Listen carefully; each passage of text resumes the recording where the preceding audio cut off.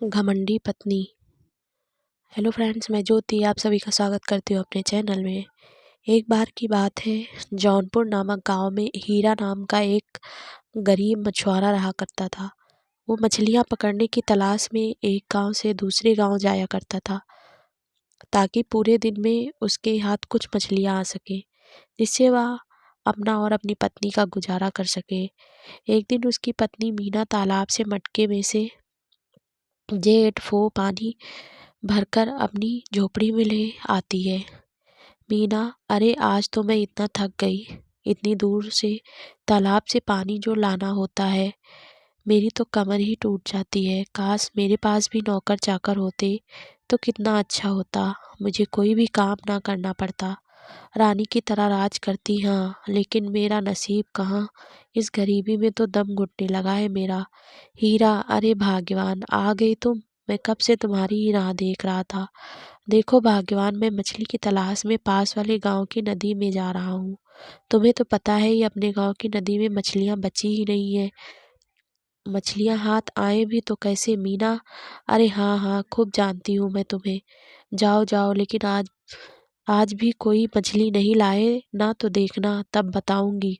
रोज कोई ना कोई नया बहाना, पूरे दिन में मेरे लिए एक मछली नहीं ला सकते, काम चोर कहीं के। मैं कहती हूँ, अगर आज भी कोई मछली नहीं लाए ना तो लौट कर मत आना। हीरा, अरे तुम भी ना भाग्यवान, समझती नहीं। कैसे समझाऊँ तुम्हें, मछलियाँ हाथ आएंगी तभी तो लाऊंगा ना। खैर जाने दो, अच्छा अब मैं चलता हूँ। मीना, अच्छा ठीक है, पता नहीं आज भी कोई मछली तुम्हारे हाथ आएगी भी या नहीं। ना जाने कब तक वापस आओगे, रुको जरा मैं भी आती हूँ। जिसके बाद हीरा की पत्नी रसोई में जाती है और दो बासी रोटी लेकर आती है। मीना, ये लो, ये दो रोटी लेते जाओ, वरना भूखे पेट मुझे ही कोसोगे। जाओ जाओ, और हो सके तो मछली लेकर ही घर वापस आना। हाँ। हीरा वहाँ से चली मछली पकड़ने के लिए निकल जाता है। रास्ते में एक सुनसान जंगल पड़ता है, जहाँ पर एक बूढ़ा व्यक्ति जोर जोर से रो रहा था। बूढ़ा, अरे कोई कई दिनों से कुछ खाया नहीं है, बहुत भूख लगी है भैया, मुझे कोई कुछ खाना दे दो, लगता है भूख के मारे प्राण ही निकल जाएंगे। हीरा, अरे तुम रोते क्यों हो, तुम कोई साधारण भिखारी तो लगते नहीं, तुम्हारे पास इतने सारे चांदी के सिक्के हैं, इन्हें बेच के कुछ खा क्यों नहीं लेते। बूढ़ा, हाँ सही कहा तुमने, मेरे पास ये चांदी के सिक्के तो हैं, लेकिन मैं बहुत ही अभागा हूँ, मैं इन्हें खा नहीं सकता। मुझे पेट भरने के लिए रोटी चाहिए, रोटी। मैं तो इतना अभागा हूँ कि चल फिर भी नहीं सकता हूँ। मेरी मदद करो, वरना मैं भूख भूख से मर जाऊंगा। बेटा मदद करो। हीरा, अच्छा अच्छा ठीक है, तुम दुखी मत हो, मेरी पत्नी ने मुझे दो रोटियां दी थी, तुम उन्हें ही खाकर अपनी भूख मिटा लो। रुको देता हूँ। हाँ, अभी देता हूँ। जिसके बाद हीरा अपनी पोटली में से दो रोटी निकालता है और भिखारी को दे देता है। तभी भिखारी उन दोनों रोटी को बड़े चाव से खाता है। रोटी खाने के बाद बूढ़ा, तुम्हारा बहुत बहुत धन्यवाद बेटा, वाकई तुम एक नेक दिल इंसान हो। ये लो, तुमने मुझे अपने हिस्से की रोटी दी, तुम ये चांदी का सिक्का अपने पास रखो। हीरा भिखारी की आवाज़ सुनकर दौड़ा, थोड़ा हैरान हो जाता है। हीरा अपना हाथ बढ़ाता है और भिखारी से वह चांदी का सिक्का ले लेता है। हीरा, ठीक है, अगर तुम कहते हो तो मैं ये चांदी का सिक्का अपने पास रख लेता हूँ। अच्छा अब मैं चलता हूँ बाबा, मुझे पास वाले गांव में मछली पकड़ने जाना है। बूढ़ा, जाओ बेटा जाओ, सब माया है, सब माया है, जाओ जाओ। जिसके बाद हीरा अपने हाथ में वह वह चांदी का सिक्का लेकर थोड़ा आगे बढ़ता है और एक नदी के किनारे पहुंचता है। हीरा, है ऊपर वाले, काश मैं आज बिना मछली के लिए घर ना जाऊं, वरना आज भी मुझे मीना की खरी खोटी सुननी पड़ेगी। कृपा करो ऊपर वाले। तभी नदी में से दिव्य शक्ति बाहर आती है। हीरा, अरे कौन हो तुम और इस नदी में क्या कर रहे हो, और तुम्हारा आधा शरीर मछली का कैसे है। जलदेव, डरो मत हीरा, मैं जलदेव हूँ, इसी नदी में रहता हूँ। जिस भिखारी से तुम जंगल में मिले थे वो मैं ही था। मैं अक्सर इसी जंगल में यहाँ से गुजरने वाले लोगों की परीक्षा लेता हूँ। तुम एक नेक दिल इंसान हो, जिसने अपने हिस्से की रोटी मुझे दे दी। बताओ तुम्हारी क्या इच्छा है, मैं अवश्य पूरा करूँगा। हीरा, अरे ये क्या बोल रहे हैं, क्या आप सच में जलदेव हैं। मैं तो आपको देखकर धन्य हो गया जलदेव। मैं आपसे क्या मांगू भला, मुझे अपने लिए तो कुछ भी नहीं चाहिए, लेकिन मेरी पत्नी मुझसे बिल्कुल भी खुश नहीं है। मेरी गरीबी के कारण मैं उसे कुछ नहीं दे पाया हूँ। उसे 2 वक़्त की रोटी भी नहीं मिल पाती है। आप मुझे कोई वैसी वस्तु दे दीजिए जिससे मैं उसकी हर इच्छा पूरी कर सकूँ। जलदेव, अच्छा तो तुम्हारी ये इच्छा है। ठीक है हीरा, मैं तुम्हारी ये इच्छा अवश्य ही पूरा करूँगा। ये लो हीरा, ये एक जादुई सिक्का है। ये तुम्हारी पत्नी की हर इच्छा पूरी करेगा। लेकिन याद रहे हीरा, जब भी तुम्हारी पत्नी में किसी भी कारणवश अहंकार का भाव पैदा होगा तो इसका दुष्परिणाम भी अवश्य होगा। हीरा, ठीक है, मैं आपकी कही हुई बात का ध्यान रखूँगा। अच्छा, मैं चलता हूँ, मेरी पत्नी मेरी राह देखती होगी। घर आने के बाद मीना, अरे आ गए तुम, मैं कब से तुम्हारा इंतजार कर रही थी। आज कोई मछली लाए या नहीं, आज भी मुझे भूखा ही सोना पड़ेगा। हीरा, अरे हाँ हाँ, क्यों नहीं, अभी लाता हूँ। मछली, जरा रुको भाग्यवान। हीरा हाथ आगे करते हुए, हे जादुई सिक्के, मुझे खूब सारी मछलियाँ चाहिए। हाँ, खूब सारी। हीरा के इतना कहते ही वहाँ पर खूब सारी मछलियाँ आ जाती हैं। ये देखकर उसकी पत्नी हैरान हो जाती है। मीना, अरे ये क्या, इतनी सारी मछलियाँ, अरे वाह वाह। लेकिन ये बात इस सिक्के के कारण हुआ। लगता है ये कोई जादुई सिक्का है। अरे आखिर कहाँ से मिला तुम्हें ये सिक्का, बताओ मुझे। हीरा अपने साथ हुई सारी घटना अपनी पत्नी को बताता है। मीना, क्या सच में ये तुम्हें जल देवता ने दिया है? अरे वाह वाह, हमारे तो भाग ही खुल गए। अच्छा, तुम एक काम करो, ये जादुई सिक्का मुझे दे दो, मैं इससे अपनी हर इच्छा पूरी करूँगा। हाँ हीरा, अच्छा ठीक है, भाग्यवान रख लो अपने पास, तुम्हें जो भी चाहिए होगा तुम इस जादुई सिक्का से मांग लेना। लेकिन याद रखना भाग्यवान, आप अपने लालच में अहंकारी ना होना, वरना इसका परिणाम बुरा होगा। मीना, अरे हाँ हाँ ठीक है, मैं तुम्हारी सारी बात मानूंगी, बस एक बार मुझे जादुई सिक्का दे दो ना। जिससे जिसके बाद हीरा अपनी पत्नी को वह सिक्का देता है, जिसे पाकर मीना बहुत खुश हो जाती है। मीना हाथ आगे करते हुए, चलो चलो जादुई सिक्के, जल्दी से मेरी इच्छा पूरी करो, मुझे खूब सारा धन चाहिए। हाँ, बस अब और इस गरीबी में मुझसे नहीं रहा जाता। तभी देखते ही देखते मीना के पास खूब सारे सोने और चांदी के गहने और रुपये आ जाते हैं। मीना यह देखकर बहुत खुश हो जाती है। मीना, अरे वाह, कितना सारा धन, अरे वाह वाह, सोने के गहने भी हैं, वाह, अब तो मेरे पास बहुत सारा पैसा है। दूसरे दिन मीना, अरे जादुई सिक्के, मुझे एक नौकर भी चाहिए। पूरा दिन काम करते करते मेरी तो कमर ही टूट जाती है। दे दो मुझे एक नौकर जो मेरा सामान सारा काम करे। मीना के इतना बोलते ही वहाँ एक और नौकर भी आ जाता है। मीना उसे देखकर बहुत खुश हो जाती है। नौकर, बोलिए मालकिन, मेरे लिए क्या काम है, मैं कुछ ही समय में आपका सारा काम कर दूंगा। मीना, अरे बताऊंगी बताऊंगी, इसीलिए तो मैंने जादुई सिक्के से तुम्हें मांगा है।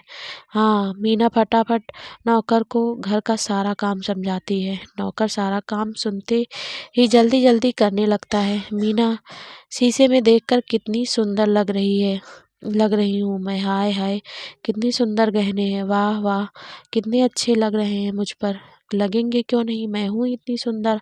अरे वाह, अब इतने सारे गहने तो मिल गए, लेकिन अब चेहरे का क्या किया जाए, इसमें भी थोड़ी चमक लानी पड़ेगी, इस गरीबी में तो मेरा पूरा रूप ही चला गया। ऐसा कहते हुए थोड़ा मेकअप कर लेती हूँ, उसके बाद ये सब गहने मुझ पर जचेंगे, बहुत सुंदर लगूंगी मैं, सभी गांव की औरतें जलकर राख हो जाएंगी। मीना, सुन, तो इधर आ, ये ले, और ये लेप मेरे चेहरे पे लगा दे। नौकर, जी मालकिन, अभी लगा देता हूँ। मीना, अरे वाह वाह, बड़ा ही आनंद आ रहा है, इसके बाद तो सब जल बुनकर राख हो जाएंगी। नौकर, ये लीजिए मालकिन, हो गया काम। जिसके बाद मीना अपना चेहरा शीशे में देखती है, जो बिल्कुल लाल हो चुका था और वह बेहद ही डरावना लग रहा होता है। मीना, अरे रे, ये क्या हो गया, सत्यानाश इसका, ये क्या कर दिया इसने, पूरा चेहरा खराब कर दिया इसने मेरा। नौकर, अरे मालकिन, मैंने आपका कहा सारा काम कर दिया मैं। मीना, अरे ये देख, तूने मेरे चेहरे पर क्या कर दिया है, मेरा चेहरा देख कितना बदसूरत लग रहा है। नौकर, अरे मालकिन, आपने ही तो कहा था लेप लगाने को, अब इसमें मेरा क्या दोष मालकिन। मीना, अच्छा तू कहना चाहता है मेरी ही सारी गलती है, वाह वाह, उल्टा चोर कोतवाल को डांटे। भगवान, क्या करूं मैं इसका, अब यहाँ खड़े मत रहो और जा तालाब से पानी लेके आ। नौकर, अच्छा मालकिन, जो आपकी इच्छा। तभी थोड़ी देर बाद मीना गांव के बाजार की तरफ अपने सारे गहने पहन कर निकलती है। मालती, अरे रे, ये क्या हुआ मीना, तेरा चेहरा तो देख टमाटर की तरह लाल लग रहा है। अरे क्योंकि मीना आजकल टमाटर सब्जी में नहीं डालती, क्या मुंह पे लगाती है।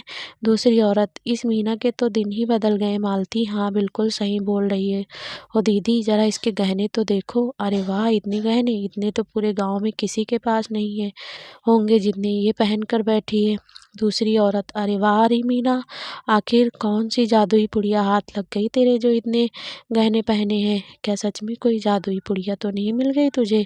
मीना, देखो ये सब गहने मेरे हैं, समझी तुम। आई बड़ी जादुई पुड़िया बोलने वाली। अरे साफ साफ क्यों नहीं कहती हो। मालती, जलन हो रही है तुम्हें मेरे इतने सुंदर सोने के गहने देखकर। कभी देखे हैं इतने सारे गहने तुमने। बड़ी आई बोलने वाली, चलो हटो मेरे रास्ते से।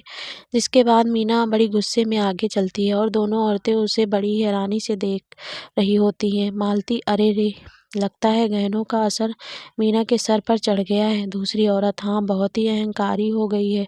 खैर अब क्या ही कहा जाए। मीना आगे चलती है तो उसके सामने एक बकरी का छोटा सा बच्चा आ जाता है। मीना, अरे हट मेरे सामने से, चल हट। अब ना जाने ये बकरी का बच्चा मेरे सामने आकर क्यों खड़ा हो गया। अरे जाता है या नहीं, लेकिन वह बकरी का बच्चा मीना के सामने से हटता ही नहीं है। तभी मीना को बहुत गुस्सा आ जाता है और वो जोर जोर से उसको मारने लगती है। मीना घर लौटकर, हाय आज तो मैं बहुत ही थक गई, इतना चलकर थोड़ा आराम कर लेती हूँ। नौकर, जी मालकिन बताइए मेरे लिए क्या काम है। मीना, कहाँ मर गया था तू। हाँ, दिखता नहीं कि थक गई हूँ मैं। चल मेरे पाँव दबा और जरा अच्छे से दबाना, कोई भी काम ठीक से नहीं करता। तभी मीना का नौकर उसके पाँव दबाने लगता है और देखते ही देखते मीना सो जाती है। थोड़ी देर बाद जब मीना की आँख खुलती है तो देखती है उसका नौकर वहाँ पर नहीं होता है। मीना, ये मेरा नौकर कहाँ चला गया। मेरी जरा सी आँख क्या लग गई, ना जाने कहाँ चला गया, कामचोर कहीं का। ना जाने सिक्के ने मुझे कैसा नौकर दिया है। तभी मीना अपने बेड से उठती है और उसकी नज़र शीशे पर पड़ती है। मीना अपना चेहरा देखकर डर जाती है।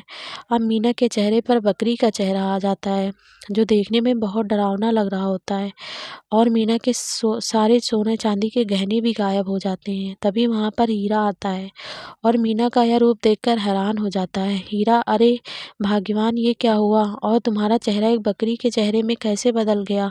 मीना, ये क्या हो गया जी, मेरा चेहरा बकरी का कैसे बन गया। पर ये क्या, मेरे सारे सोने के गहने भी कहाँ गायब हो गए।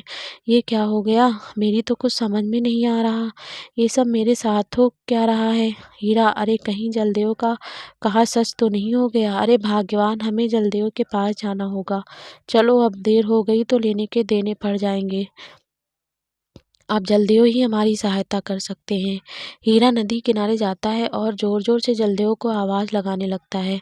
तभी जलदेव नदी में से ऊपर आते हैं। जलदेव, क्या हुआ हीरा, क्यों याद किया, बताओ हमें। हीरा, प्रणाम जलदेव।